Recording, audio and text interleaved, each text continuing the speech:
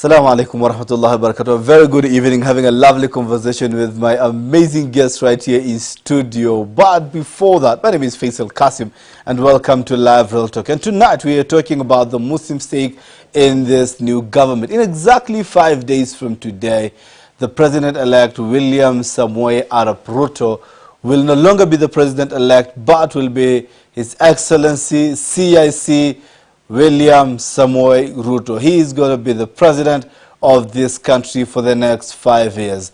As a community, as Muslims, what should we expect? Do we have any fears?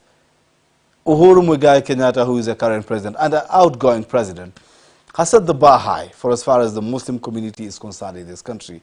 So it's going to be, how is it going to be with this incoming administration? Before that, let's listen to what some Muslims had to say on the streets of Nairobi earlier on today about the topic tonight.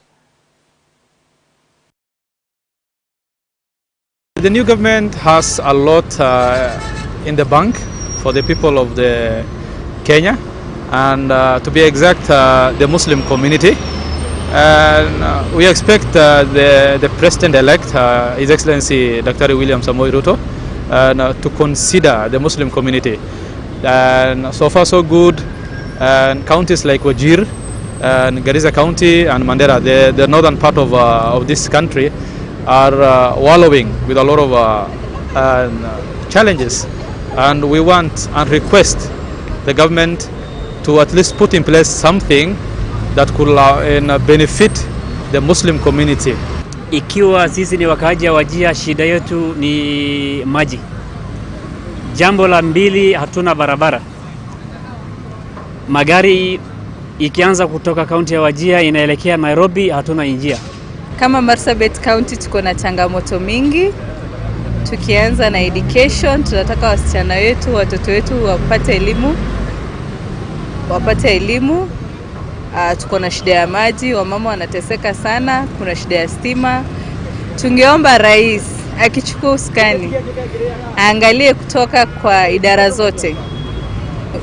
Kuna watu wanaumia na njaa, wengi wanaumia na njaa. Marsabit kwanza tumekuwa tukimilikwa dunia mzima.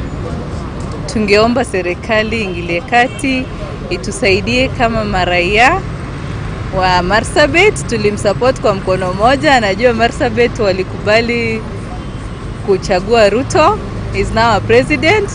Tunamuomba atusaidie, especially wasichana wa Marsabit, tunataka education.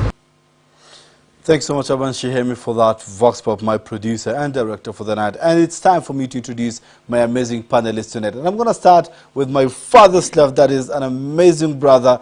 Always a pleasure to have him on set. Says it as it is, doesn't miss his word. The CEO of FCDC, that is Frontier County Development Council, yeah? Simba Guleid. Assalamu alaikum. Wa alaikum salam wa Karibu sana, my rahmatullahi wa brother. barakatuh. Karibu sana. Always a pleasure to have you around. Asante sana. And of course, the best among us, that is our Mzee, the first Deputy Chief Qadi under the new dispensation, under the new constitution. And I can proudly say it is the most learned. He's not just a Sheikh, but it's Dr. Rashid Ali Omar. Assalamu alaikum, Sheikh. Wa alaikum salam wa rahmatullahi wa barakatuh. Thank you very much for having me here. Amazing to have you two great gentlemen around here. Welcome. Karibuni sana. And let me start with you, our able Sheikh, Dr.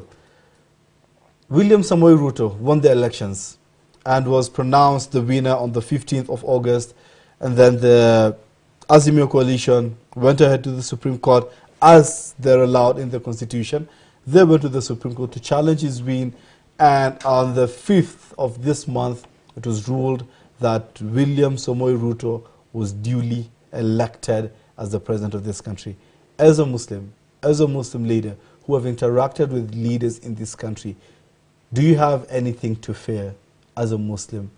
Or would you tell the Muslim community to have any reasons to fear about the incoming presidency?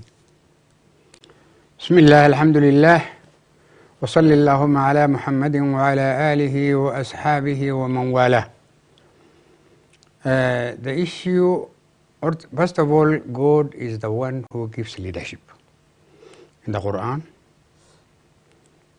and in the Sunnah, it is very clear that somebody cannot, by only himself, or by on his wishes cannot become a leader. The leadership of many people like this, about almost 50 million, God cares for him and he gives us the best that he feels. Therefore, he is the one who chooses the leadership. There we leave it, because it is in the Quran, which clearly states that he is the one who appoints leadership. After that one, the fear factor might be there, as we had, but it is not factual the way, according to me, it is rumors. Maybe there are some utterances from the president-elect previously, but also we have to look from other perspectives, that he himself has done a lot. You can see that up to the far end to Mandera, to Wajir, like Tarbaja, Wajir, the Waqf of Wajir, he has taken part, and the part he has taken was very huge. With, actually, this was engineered by our brother, Duale. And Duale has played a very role, even in Garissa. You see that the development of Muslim institutions in Garissa, Duale was spearheading. And the president was his friend, the president-elect was his friend, and he has been doing a lot of contributions. There we don't deny it. However, whatsoever, somebody when he goes to the leadership, he might change, but anything can happen. But I feel that since he has said in his speech that he is the leader, and actually the quality of leader, that he is there for all Kenyans, regardless of race, religion, and ethnicity. There is an incident. I personally know the president-elect, and we have met many times before in the State House, 2017, and all this. And he has been somebody, actually the way I feel it, that approachable, somebody who is passionate for the people as a whole, and he listens to him. Nice. So there's no reason to fear as a Muslim community? Yes, and the other thing I have to tell you, the heart he has, Abdullah Abdi, the Namlef leader. Yes. His mother and his wife and his son died at the same time.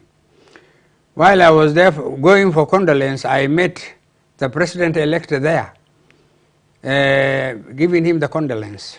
This is a Muslim. He went to his place? His house in South Sea, Magoya. But I was just, when I popped in, I found many vehicles there. And I happened to see that, funny part of it, that the deputy, I mean the president-elect was there sitting, condoling, giving condolence to him, and we chatted there. And he talked, and I think if he is actually a fear to Muslims, Duale and many others wouldn't have been there. Interesting, interesting. We're going to have to pause you there and then just drop in my brother Simba Guleid, who had the privilege to work with both of them at different points. And what's your take about William Ruto's presidency?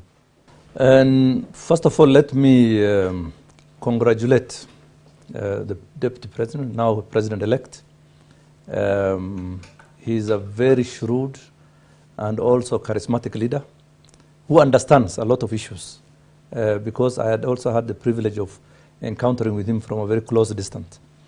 I think the fear factor of our Muslim brothers and sisters with regards to him is not really founded on the truth, because as the Chief Qadi said, he had really assisted Muslims in many ways, including building madrasas and many other institutions. So if he were against Muslims, he would not have been doing that. But I can also understand our concerns, because the Muslim community generally have been underserved for close to 6 decades. We have been subjected to complete, isolation and marginalization. So there has been this concern about, what is going to happen also under this presidency.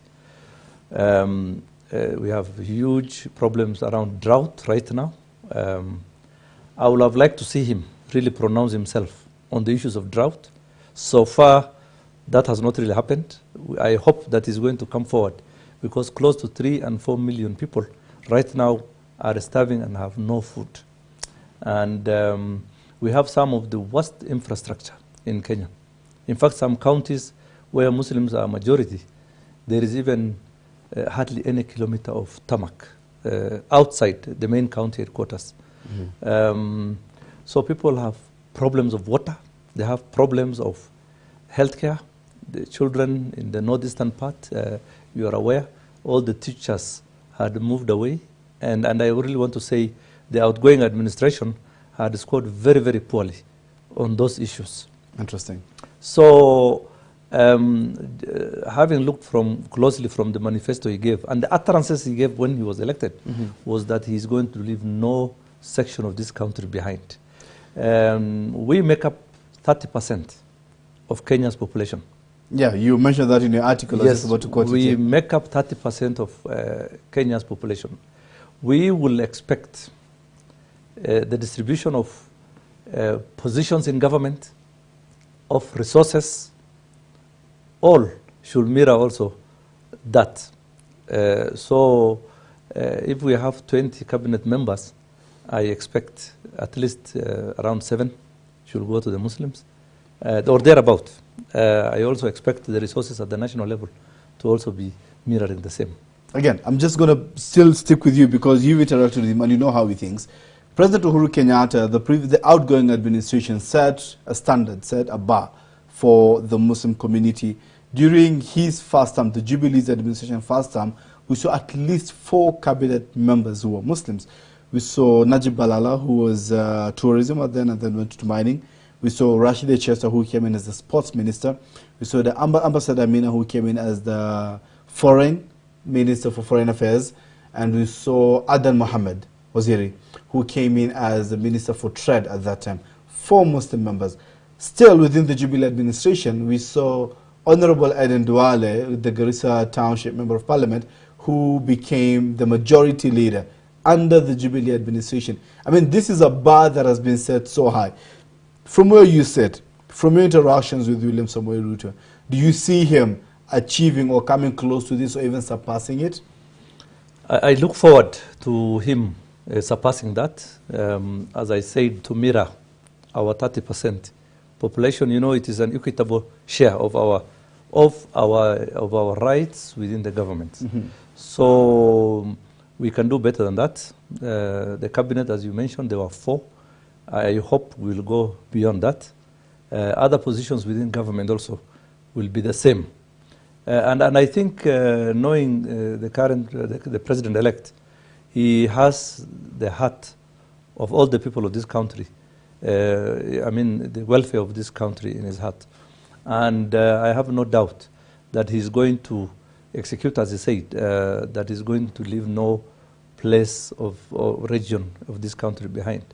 But it's just as I said, Faisal, it's not just about positions in government. It's also about allocations of government. Of resources. Of resources. Interesting. So maybe we could discuss that. Then we're going to come back to that, inshallah, the third and last part of our discussion tonight. But again, now let me just bring in Mzee. Mzee, you've been involved with political leadership in this country for quite some time. I remember in 2017, you led a delegation to State House to endorse the outgoing administration for the second term. You were the leader of that delegation at that time. Of course, you were flanked by Sheikh Abdullah Abdi of Namlef, you were flanked by the likes of Dr. Mohammed Usman of Rafi University, you were flanked by the likes of the late Sheikh Ahmed Musallam and the likes. You were flanked by those great men, but again, you were the leader of the delegation at that time. From your interactions, we haven't seen much the way they were in the previous election of political engagements this year. Still, what do you expect from this administration for as far as positions are concerned? And as you're answering this, please have the backdrop of ambassadorial position, especially in the Muslim-dominated countries. It is so sad to see a country like Saudi Arabia having an ambassador who is a non-Muslim, for example. So what's your take on Muslim representation in Uhuru Kenyatta's administration? Thank you very much. Yes, we have been actually at the helm of leading Muslims to elect the president and the outgoing president. He has done some remarkable things, though hiccups and are there for any leader. And one of it, I think there are many issues that, from the Muslim perspective, that it was wrong to take the center of the pilgrimage of a Muslim area, whereas there are a lot of other racial things, religious things, that somebody who is not a Muslim taken there, because it is the first time it was taken. And I think that was a mistake. And maybe the handshake must have caused that, I don't know. However, there are a lot of things also hiccup. We have talked, you can remember that time when we were there. We were very, very worried about the extrajudicial killings. I myself told him, these guys who are sitting around you are the ones who are doing, if you can recall it. Yes. But the president did not address that one. And I hope the incoming president will see that these things, it has, if somebody has done something, it has to follow the law. But killings, people missing, it is a painful thing. And I want to just refer to two countries who are just following the same path of extrajudicial killing. Somalia, you can see where it is now. It is unable to actually come back to its real food. Ethiopia now, what is happening in Ethiopia is because of marginalization and because of a lot of extrajudicial killing. The people are not taken. If we are not careful as a country, and I'm talking as a patriot, if we are not being very careful on this extrajudicial killing, marginalization, who are these people who are fighting in Ethiopia now? They are people who have been marginalized for about some 1,000 years. And I expect the doctor, the incoming president, with the knowledge he has in all aspects, economical aspects and everything, financial matters and everything, we were being marginalized. That is the truth. For a very long time. For a long time. Marginalization is economic, is education. Now, like the government now, we have 15% of the county government goes to the county government. What happens to 85%? Since devolution come in, there is no development from the national government. The budget goes where? Like what somebody was just telling me, 90% of the water budget goes to Central. Wow. You're taking us to the third part of this discussion, Mzee. If you allow me just to hold it there. Okay. Just hold it there. We need to go for a very short break. I'm being informed by Urban. We need to pay our bills very. Again, when we come back, I want us to look at what Mzee just preempted right here on the set, is that what are our interests in the Muslim community? Of course, we looked at, do we have any fears or should we celebrate? We've looked at the first part. We've looked at what do we expect in the President Ruto's administration in terms of Muslims representation. Now I want us to look at what exactly are our issues and our interests for as far as the Muslim community is concerned. So this and much more after this extremely short break that we're going on right now. See you on the other side of the show.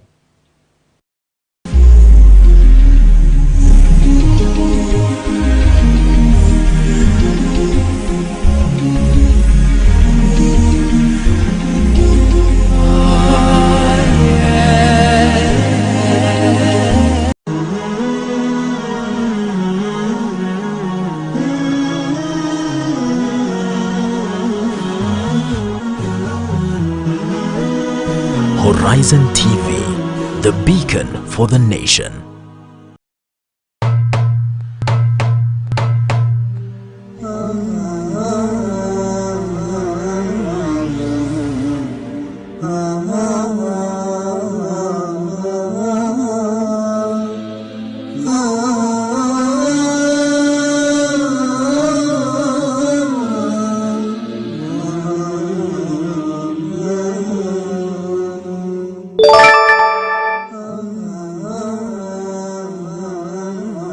قال تعالى في محكم تنزيله بعد أعوذ بالله من الشيطان الرجيم Ninasaha kutoka pwani. هذا الدين قال الله قال الرسول قال الصحابة هم أولو العرفان انتهى. Ile kuongoza kwenye njia iliyonyoka. Sikizeni hadithi hii ya Mtume alayhi salatu wasalam. Hakuna atakayeweza kumfungia mtu mlango ambaye Mwenyezi Mungu aliyemfungulia. Kuimarisha imani yako. Thabbit qulubana ala dinik wa ala ta'atik. Ungana na mashekh wetu kutoka pwani kwenye mimbar. Mimbar zinamwakilisha Mtume sallallahu alaihi wasallam. Ni Jumamosi na wakati saa 3 usiku katika Horizon TV, runinga uipendayo.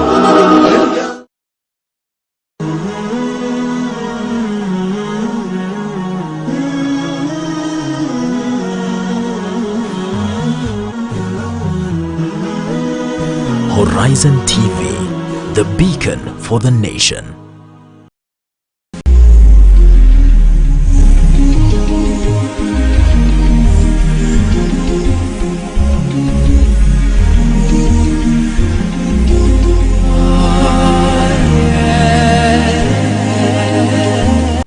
Assalamu alaikum wa rahmatullahi wa barakatuh. Thank you so much for keeping it live. Real Talk. My name is Faisal Kassim and I'm joined by amazing gentlemen here talking about some serious issue. Muslim stakes in the incoming administration of the President-elect William Samoei Arap Ruto. Now, Mzee, we were with you before we went on the break. And we're talking about the Muslim interests. These are things that we know. In 2017, for example, I remember when we went to State House, the issues that came out was one, in regards to the university charter, that was it was formerly RAF University and Ummah University. Secondly was about extrajudicial killings. Third was about citizenship rights. Fourth was about land injustices and historical injustice for as far as land is concerned. Those were some of the issues that I overheard coming out correctly. Still, those issues, as you've rightly put it before, have not been amicably and very well addressed. What are the plans moving forward with this administration? First of all, what we are talking about is being governed by Chapter 4 of our Constitution Bill of Rights. Yeah. Specifically, Article 27, 4, 6, and 1. They talk about, because here we are saying the topic is the task. I mean the stake, Muslim Stakes, stake. yeah. Stake means shares, interest, and involvement in matters of institutions. This is what it actually means. Yes. If that is the case, then we need, first of all, just like the other case, protection is a right. You have to be protected from injustice, which has already we were singing all over it. And it reaches at a point where now somebody wonders, is the hunting based on religious matters? Is it based on ethnicity? You think about it, because most of the people who are disappearing and being missed are Muslims. So that issue is with us, and without a fear, it is in our hearts. Many people who are seeing is happening. There must be a paradigm shift on this situation. Extrajudicial killing is very bad in nature, very bad in dictate, very bad in logic, and it is detestable actually. It is something which is not actually supposed to be, it is barbaric in nature. So that issue of extrajudicial killings has pained us a lot. I myself am a victim of it. And I think the incoming, the president-elect knows the issue. And he has actually given him his condolence when we were at the place of the condolence of Mr. Abdullah Abdi. We want those issues to disappear. The other issue which is paining us is marginalization in education. And this is the second institution of social foundations. We have been suffering a lot. After family, it is education. And when you are marginalized from your education perspective, then you are being killed. So there must be a quick reform. We are praying the incoming government to do actually a study on what is happening, why marginalization, socio-economic marginalization of the areas. How can somebody think? I have been in Marsabit, Chalbi Desert, and it was painful that for 2 weeks, camels which are the strongest animals, camels, were dying before me, just on the roads. Water problem. Animals are dying. This pastoralist, the situation. Why should a government of 60 years old have no policies on this matter and eradication? It is a failure, and we don't want, we are advising this failure not to continue unless there are other policies of marginalization which is imprinted in people. So this thing I hope the president is hearing, or his men are hearing, that we are at a point where we see that things are not going, things are falling apart, and things should be brought together. The other issue, what I was just talking about, is the issue of water. When 90%, the way I have said, of water resources, I mean the resources, the finances, the budget is going to Central, where there is full of water. And then other people, you hear that in Turkana, pastoralists are dying, their animals are dying. What human heart does a leader has on this matter? And does he know that God is going to, he's beside the people, he will be responsible to God at the first point. And then to the people. So I feel, and I am hopeful, that the passionate and the way he's frank, he talks that he's not a liar, and the way, because he talks everything as is in mind. Ajipange kwa hiyo maneno vile alikuwa anasema president elect tumejipanga. Interesting, some of the issues that Mzee mentioned are actually devolved functions. For example, education, especially basic education, it's a function that is devolved. Infrastructure, part of it is devolved. Simba, you have been a deputy governor before, and we have counties that, alhamdulillah, are Muslim dominated and are actually led by Muslims. Out of the 13 counties that are actually being faced by drought right now as we speak, 7 of them are Muslim dominated with Muslim governors, Simba. So partly, can we say that we are the problem? We really expect so much from other people, yet we cannot solve our own house? Partly?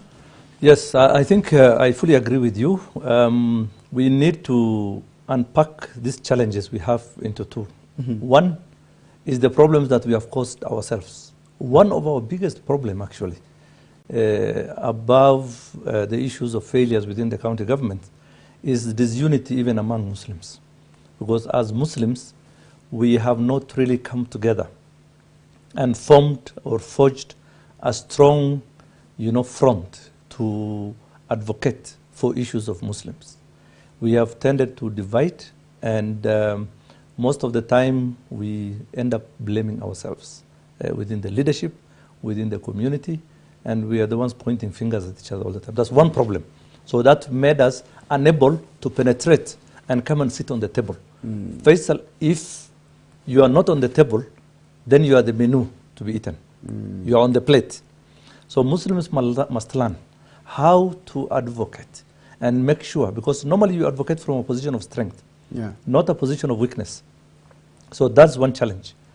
And number two, as a community, Islam has given us proper guidance in terms of how we should live our lives, even in governance issues, on issues of, integrity. So when we elect leaders based on ethnicity, based on their clans or other affiliations that have nothing to do with Islam, so what you get is, as they say in, is it in mathematics, the garbage in, garbage out, and then garbage out. Whatever you get in is what you get out. So partly also the community is to blame for the kind of selection and the kind of leaders that we do elect. It is true quite a number of these functions fall under the county government. For education, I know it is with the early childhood. Basic education. Not basic education, early childhood. Early childhood, yes. Basic education is with the national government. So more needs to be done. For example, county governments need to cooperate our duksis and madrasas as a unit of the early childhood education infrastructure. So ideally, they don't need to reinvent the wheel, because we know when our kids go to duksi and learn the Quran at early age, they come out very bright. Yeah. So that is where our county governments need to invest and ensure that they pay for the teachers, they ensure that they build, infrastructure for the early childhood education. Frankly speaking, on the other infrastructure like roads, personally, I will discourage county governments to invest a lot in them because one, they are heavily, capital intensive. They need a lot of money, and the revenue that the county governments receive from the national government in terms of shareable revenue is very small, as the Chief Khadim just mentioned. Still, we don't have 85%. Of the revenue still stays with the national government, and most of it does not come to our region. So when it comes to exclusion of people of the Islamic faith who mostly live either in the coastal or the northern part of Kenya, other than the historical context, we need to revisit. And then one other issue that the outgoing administration, in my view, made a mistake in terms of policy is to redefine marginalization. Previously we used to have something when they initiated this this fund for the marginalized people, the equalization fund. Yes. The aim of that fund was to uplift people from marginalized areas to come up. But what the administration of the outgoing government did in the last 5 years was to redefine poverty, to redefine marginalization. Now they talk about poverty is as much a problem in urban areas as in northern Kenya. So that has given us a problem because even development partners who really want to come and invest in northern parts of Kenya now are shying off because the government policy tended now to shift. You remember the debate on revenue allocation yes. 2-3 years ago. Yeah. The BBI debate about 1 man, 1 shilling, 1 vote. Yes. These were all pure, and I really want to thank the president-elect because on that he stood with us. Yeah. On that aspect, you remember at the Senate, most of his allies, Team Kenya, voted on our side. Yes. The BBI was going to be a devastating development in Kenya. He, to a large extent, helped us prevent it from coming up. He said reggae must stop. He said reggae must stop. So for Muslims and for people in northern Kenya, that really assisted. So I think, but that doesn't still take the blame away from us. We are as much also to blame in some of this, in corruption, in terms of fighting amongst ourselves. Yes. So we need to come up with one front to argue and to advocate for issues. And by the way, it's not only about the president-elect. We have, for example, now a governor in Nairobi.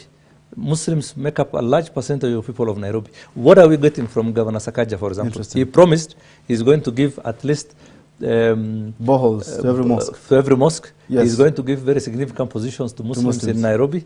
He's going to do a lot, and he's going to create one center, of registering all businesses and also payment of taxes. Single permit, yeah. Single permit. So these are issues that we want to see happen, not only in Nairobi, but in all county government, because this is a whole new,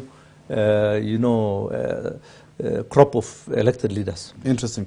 I just want us to look at and react on some tweets that, Aban, can we have the Ledama Olekena's tweet on the screen, please?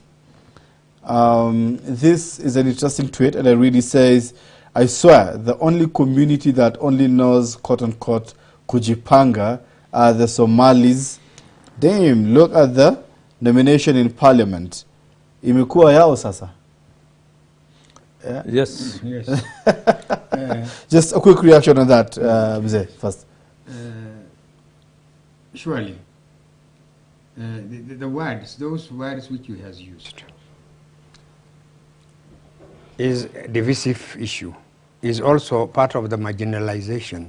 Is it not stereotyping from the onset? It is, it is. When he's saying the words he is using is stereotyping, that means we don't deserve. There are people who are dominating long time, and even there was one Somali in the parliament, and the two of them. The incident was there. During the first parliament, how many Somalis were there? But now the question is, why do you talk of a tribe? Why don't you just talk of the achievements and what they do? Somalis, they are learned, they have learned. They are now educated. not Somalis, even the Muslims are not where they are. Yeah. Still, you think that we are where we were long time ago. I think he has to desist from this thing. These are some of the issues of, it is a stigma. It is also seeing that Somali don't deserve it, and or Muslims as a large, and these are issues which we were talking of marginalization. And these are people where you think that, some of the people may think that Somalis are not citizen or they are not deserving of that position. They don't deserve this thing. Interesting. If Messiahs were there, all go to that place and they deserve it and get it. They're part of Kenyans. Why should I just mention and say Messiahs they don't deserve? I think this man should be actually coming to his mind and thinking very deeply and talk like a civilized man. Simba, your quick reaction on that? I think I agree with the Chief Gadi. Somalis are part of this country. They deserve. Actually, numerically, when you look at our representation in Parliament, it's still lower than what we should be. So what you saw is not what it ought to have been. And should have been better than that. We should have done better than that, honestly. We should have had more representation. Because look at our constituencies. Look at, for example, Marsabit. One constituency is bigger than some of the provinces. Only one constituency. And there's only one area member of parliament representing that constituency. They should have had like 5 people. So you see, the part of the redefinition of marginalization is to look at the fact that we do not if we need to look at the boundary issue. So and make sure that we subdivide. Like Wajir South is a very big constituency, yet it has only one MP. So when you look at only 2-3 people who have been nominated to parliament, I mean, it's causing jitters. Why should that be an issue? We should have had like 50 MPs now in parliament. Wow. Or Muslims as a whole should make at least 100 members of parliament. Inshallah, we're getting there. Yeah. Are we not? Inshallah, we're getting there. Even if we don't elect them, then we're gonna do da'wah to those who said the parliament to become Muslims. Yeah. Yes. Inshallah. In addition, you might hear sometimes they may say that Muslim even doesn't deserve to become a president. This is just underlying things that which it calls we look into. Impliedly, that's what it means. We don't. We don't deserve. We don't deserve. In the interest of time, I'm going to start with you, Mr. just to give us your parting shot as we're concluding this show tonight. Please. My parting shot, thank you very much for having me here. Yeah. And for those who are hearing us, my parting shot is that we expect a lot of things from the president-elect. I said paradigm shift in how Muslims are being handled in this country. And I know he's capable and he will be doing it. One of the issues is that when this population census, which is being actually the demographic hidings of Muslims, should be stopped also. Because we know that what happens, some of us, the professionals, when we go and do some research, we know what is underlyingly happening. Suppressing, I don't know whether it's a policy. You can remember 2009 when actually it was spotted that religion, there was an element of religion item. Then it was being hidden. Up to today, we don't know what divisions this religion, what is the populations of the religion. These are some of the issues that we are seeing. We are not stupids, and we don't know why it should be hidden. It is part of the demographic. The other thing, we expect the president to give us more shares in his government, because there are many people who died with him, and there are many people who expect, like now, Duale has faced a lot of problems on this matter, and others have faced. Therefore, we expect even more than the 4 slots of the CS. We expect also some more government appointments from its various sectors, ministries. We have CS and all these things, and we deserve. And one of the issues why I'm saying that one is, when we are given jobs, try to look into the capacity and the reliability and the efficiency of the Muslims individuals. They do the work as a patriot Kenyans.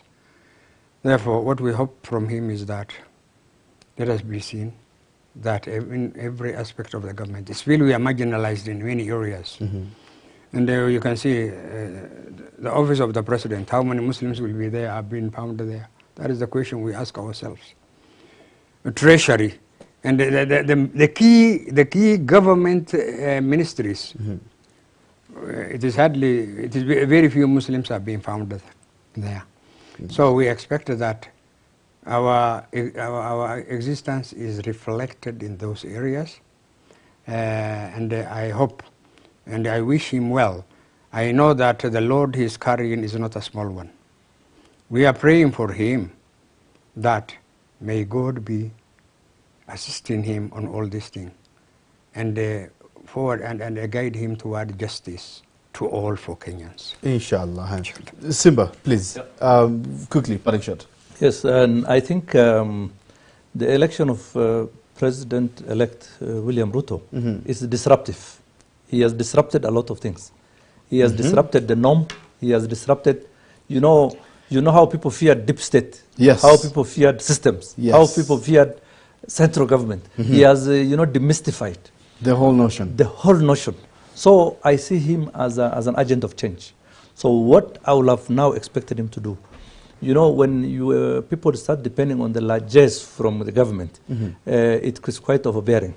So what the incoming president should do, in my view, to go ahead and do even more disruption in our social organization. For example, areas like northern Kenya, which has been marginalized for many years, he can create a kind of, a constitutional change program so that these areas can, like in Philippines, the Mindanao region, or where the Muslims inhabit in the majority, were given some kind of, autonomy, not really full autonomy, but a kind of a regional approach where they are governing themselves almost 80%, so that they can find their own resources. They don't have to always depend on the center. This perception that we must look towards Nairobi for resources is what's actually keeping us in poverty. What I am just going to advise the incoming president, to redefine also this, issue of center-periphery relationship. We don't have to live in the manner we are living. This was perpetuated by fear, which originated from the colonial time. Now we are in modern times. Things have changed. He has already proven that you don't have to really depend on individuals or a section of this country. He always says, ground vituni. The different. So let him now redefine all this, cause this, a disruption in the social order, free people and their minds. We don't have to be so much, dependent on. Right now, if you look at Nairobi, if it dies today, the whole of Kenya will collapse. We don't have to have that situation. So northern Kenya can stay on its own. We can combine forces as far as the international affairs are concerned, about our foreign policy, about the national educational system, about defense. Like the federal state structure. We can do that. Like the American structure. It is not. It's not a taboo. Yes. This is happening all over the world. So you shift it from here to another place. I'm telling you, current now incoming president has the means and the will. Yes. If he wants to define this country and demystify this, relationship center periphery, it can really work. So, but I also to make it happen. He can make it happen. So I also wish him well, as my brother here said, that God will make it easier for him. He has always said he prays to God, and we have seen he has been putting God in front of him. Let him now also shed away the fear and look at these things progressively. Before you close it up, yes, Mzee. The Muslims, I have an advice to the Muslims. We might be blaming the government or the system at some points. The blame is there. But the major blame lies on them. Where are the united Muslims? It's just a figure, a structure. Nowhere to be seen. It's about my tribe, my clan. It is actually a skeleton. This issue we are saying Muslims unity, because it has been said by the Prophet that people are not going to be, the world will be strong when they are even few but united. The unity, Islam talks about unity in many aspects. The Quran itself. That issue is not there. Then we started dividing ourselves. Wa Islam wa coast, wa Islam wa northeastern, wa Islam wa interior, wa Islam wa bara. What are these now? And then later on, they say, we undermine ourselves itself, we know. So Islam, the real Islam is not in us. Until we refer back and we reform ourselves, we will be just complaining this way. Because we are cheating ourselves, because we are Muslims, but we are not real mu'minins. This is the thing. That's the problem. Are you going for the inauguration on Tuesday? Swearing in? I was not invited. If I'm invited, I'm going. Simba, are you going? Yes, I will go. Inshallah. Inshallah. You have an extra card? To Tatafuta. He is going to get it. He can't miss it. He can't miss it. Mzee must get. I know. Inshallah. Inshallah, we will see about that. Inshallah. But we are all happy with the change. Simba said in his article that was published a few months ago on the Standard Dailies that Muslims constitute at least 30% of the Kenya's population, and Muslims must take part in Kenya's politics because we have unique interests as a Muslim community, and you've rightly had it right here from the studios. Your Excellency, the incoming president, I'm appealing to you. Yesterday you spoke to the members of parliament and you said that you're going to have continuous consultative forums with them. The teachers, I read, they're planning to meet you, and I'm sure you're going to promise them the same, that you're going to have continuous consultation with them as your administration going forward so as to better their situation. I'm sure the unions, the trade unions, you're going to work with them as well, do those things as well with them. What about the Muslims? We have our issues that are unique to us. And nobody has the best solutions more than the Muslim community. So if you get the advice of such great men sitting on this panel, at least every quarter, just have tea with them and look at what your administration is doing. Is that too much to ask? My name is Faisal Kassim, and this will be the Live Real Talk. See you next week. Simply